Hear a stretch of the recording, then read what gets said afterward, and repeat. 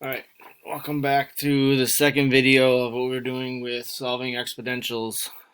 We just wrapped up the change of base formula, which will be definitely one of the methods you're going to want to use when solving exponentials and logarithmic equations. So we're kind of just going to jump in here. I'm going to do a lot of example heavy information and use the properties that we've talked about. So these next two pages are going to be what I call our recall slides.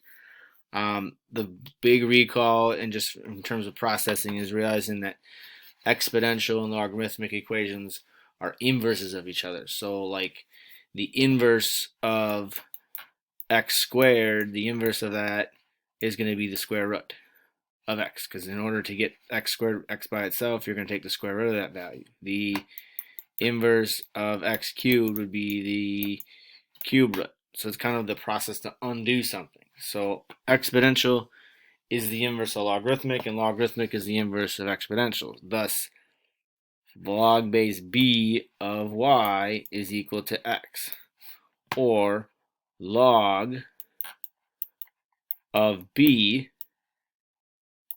of x is equal to y. So notice they're kind of back and forth from each other. And then the property of inequalities is that if log base b of x is greater than y, then x is going to be greater than b to the y. So x, the solution will be greater than the base to the exponent. As well as in the back end, where if it's x is less than y, so less than, it's going to be an and compound, greater than, it's going to be an or. So we have an or compound here, and we have an and compound here. And this greater than 0 is the restriction for the solution. And then the next one, the big one that we just got done from lesson 7.5, is the property of logarithmics. So if you're adding two logarithmics that have the same bases, so here this is technically base 10 and base 10, if they're adding the same values to it, then it's called the product rule. So we actually multiply x and y by each other to get our answer, to get down to a single log with the same common bases. If this was 10 and 9, you're not able to put those together. If they don't have common bases, that's a whole different process, and that's a little bit later date. Again, so if addition means multiplication, subtraction means division, so you take x divided by y to get from two bases condensed down to a single. And then the one I think is most important, at least for me, for one of the processes, is if they have anything to a power in your solution here, this number right there, this exponent, is actually your coefficient. It's talking about how many of them you have. So 2 log base of x's. So this is really saying log x squared. And then the last one is one we just learned here. This is the change of base. You go log of a divided by log of b, so the top number divided by the bottom number. All of these are kind of be intertwined in this lesson and used. So looking at the first one, if we solve the equation, we round to the nearest tens of the thousands. You will be using the Desmos calculator that we talked about in the last video. I'm not going to bounce back and forth between that. I'm going to kind of just use the expectation we now use the calculators now. So currently, we're thinking 4 to what power equals 19. So we could start guessing and checking. We know if x is 2, then we get 16. So if x is 2, you get 4 squared, which is equal to 16. While if x is 3, then we get 4 to the third power, which is equal to 64. So clearly 19 is between these two. So since 19 is between these two, we know it's going to be something x to the 2 point some value. But since it's a decimal, we can't make these have common bases. We can't change them to common bases. We have no way of solving it. So there's two processes. The probably most common way people will think is that since this is in exponential form, and how do we solve things? We switch it to logarithmic form. In other words, we find the inverse. So the inverse of this would be 4. Oops, sorry. Rephrase that. We're going to write this as log. So let me go back to my writing tool here. Sorry. Let's cancel out here. Our writing tool, we'll go red this time. We're going to write this as log base 4 of 19 is equal x. So I wrote the logarithmic of this exponential is log base 4 of 19. So loop and swoop, I kind of like to do. Base to exponent is equal solution. And then we're in the situation now, log base 4 of 19. We realize we don't have a common base. So thus, since we don't have a common base, I get to go log of 19 divided by log 4 using the change of base formula. And then I can plug that into my calculator here. Oops, I lost my calculator. And we take log 19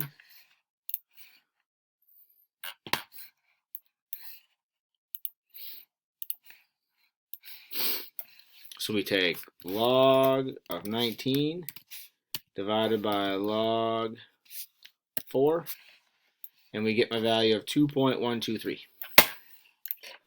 So 2.123. So this thing 4 to the 2.123 power is going to give me 19, which kind of does make sense, the fact that we want it between 2 and 3, and 19 is really close to 16. So right now, this process is using the change of base formula. Now the other process we could do, I'm going to kind of demonstrate in this other one here, is we could apply the law of logs. So before, when we had log base 3 is equal to log base 2x, we kind of did this before, the kind of common sense is the fact that, hey, if these got the same logs, we can kind of just drop them down and solve them.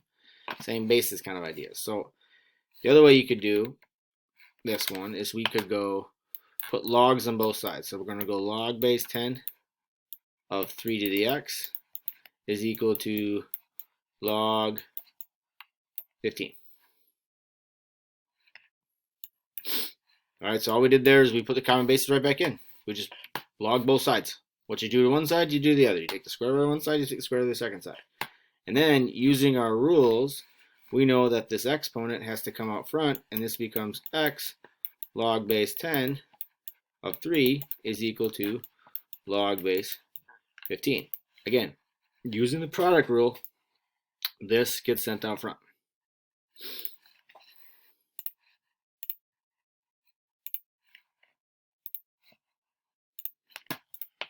And now we just solve for x. We're just going to treat this like it's a number, and we get x is equal to log 15 divided by log 3.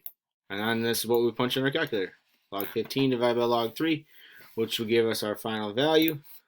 Log 15 divided by log 3, just changing our values here, and we get 2.46. So 2.46 would be our value for x. So 3 cubed is 27, and 3 squared is 9. So we know it's got to be, again, between 2 and 3, and 2.46. So this method here is called the change of base method, or the inverse method, I should say. And then the second method here is that there's the fact that what you do to one side, you do to the other. So I'm going to call it the logarithmic method. We do not care which way you solve. So this is going to kind of be templated throughout the next couple pages we're going to look through. So the first 3 in here, I show how to solve them using both methods, and then when it comes to your worksheet or comes to your practice and comes to the things we're going to move forward with, you can pick any method that you kind of like gravitate towards. But the nice thing about it is the answers will be the same no matter what. So looking at method 1, this is probably my preferred method, is the law of logs. So I'm going to do this expression twice. So this first one here, let me get my pen back here.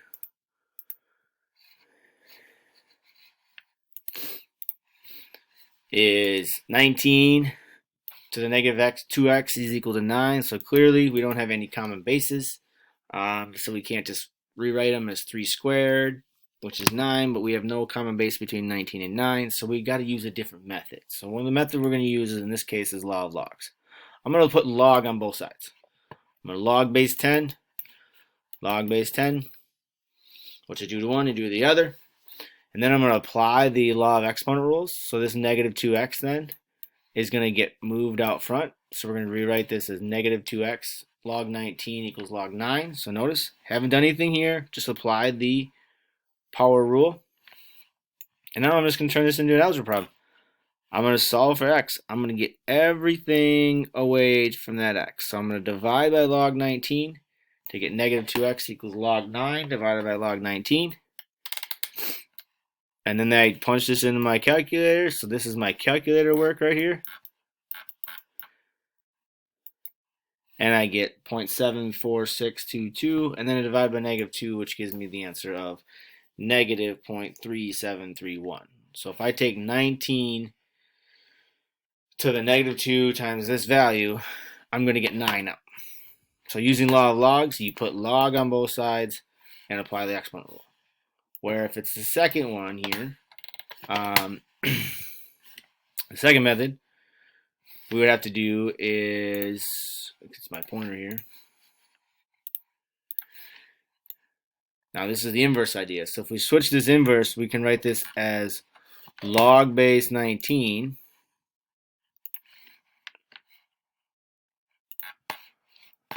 log of 19 of 9 is equal to negative 2x. And notice you're going to get log 19 of 9 is kind of going to show up a little bit right here. So then we get to use the change of base formula. Then it becomes log 9 over log 19 is equal to negative 2. And notice this line right here is the same exact line that we calculated over there. We get 0.74622 equals negative 2x, and we divide by negative 2, and you get negative 0.3731. So the difference in the process is this is more just saying, hey, I can't solve this in exponential, so then I'm going to change this to logarithmic. So we're going to switch by finding the inverse of our value. So using the inverse idea, and then do change of base. So let's look at another one here. So we solve the equation law of logs. So you get 10 to the r minus 6 equals 61. Using the first method, I'm going to log both sides. Log both sides in value. This expression right here gets kicked out front. So it becomes r minus 6 log 10 of log 61. Again, keeping the common bases. I can plug this into my calculator. I take and I divide by log base 10 of 10. So I divide by log base 10. And I get 1.718 or 1.7853. And then I just add 6 to the value. So 6 plus all that will give me 7.853. So allowing this to find the value. So basically what we're doing is that since they don't have common bases, we're going to log both sides. And then we're just going to use our rules, law of rules, or our laws of laws. Or the second one, we would switch to exponential form. So we would go log base 10 of 61 is equal to r minus 6. And then we use change of base to go log 61 over log base 10. Find that value on our calculator. We get 1.7853. And then we add 6. So again, the process kind of gets a little repetitive, but knowing the fact that you have 2 avenues to get to the same answer is, to me, as a math teacher, pretty rewarding. We can get the same results. So let's look at one more example. So the biggest thing in this one, and I'm going to kind of just talk a little bit about the first couple steps, because by now I'm hoping the process is getting there.